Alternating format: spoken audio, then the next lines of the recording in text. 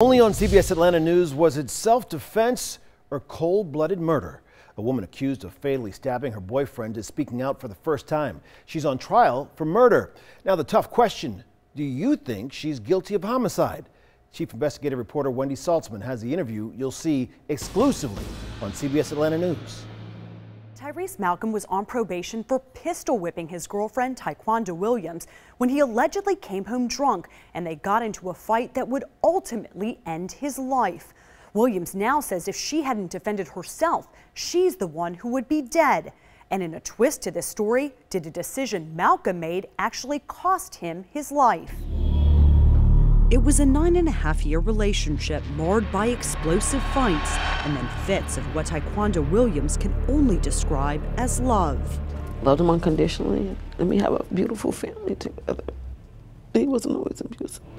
But that abuse was documented in a handful of police reports obtained by CBS Atlanta News. In 2008, Malcolm was arrested after he punched and choked Taekwonda Williams, pulled out a handgun, pointed it at her head, and threatened to kill her. In another case, he is accused of choking her until she was unconscious. I was afraid for my life. I was scared, shocked. But it was 2011 when a final violent outburst suddenly changed both of their lives. She was defending her life against an individual who was willing to beat her with a pistol while she was pregnant with his child. Court records show Malcolm returned to the couple's home drunk one night. They began to fight, and what happened next is a matter of dispute. We don't believe it was a self-defense situation. Police say in the midst of the heated argument, Williams went to the kitchen. She grabbed a knife, walked back into the other room, and then stabbed her boyfriend in the arm. The stab wound went through his forearm and just happened to hit the artery in his arm, and he subsequently bled to death. She took a knife. She stabbed him. He died.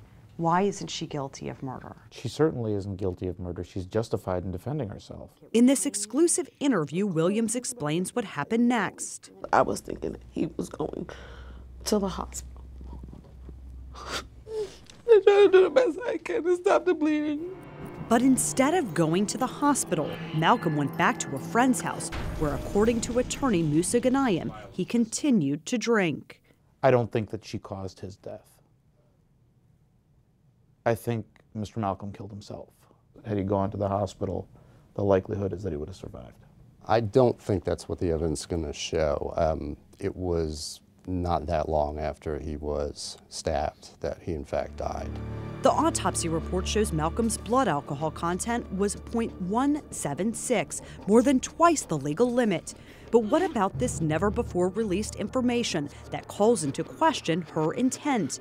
A notebook in Williams' home went into detail about how angry she was, saying payback is a bitch. What would you say to people who say that this was cold-blooded murder? I would say that that's absolutely ridiculous, and they have no idea anything about this case. Williams said she never intended to kill the man she loves. I still don't believe he's gone, you know, like in my heart. I mean, I know he's physically gone, but in my heart, I don't want to believe it. I can't believe it. That cut to Malcolm's arm may now ultimately cost both of them their lives. I was scared, afraid for my life.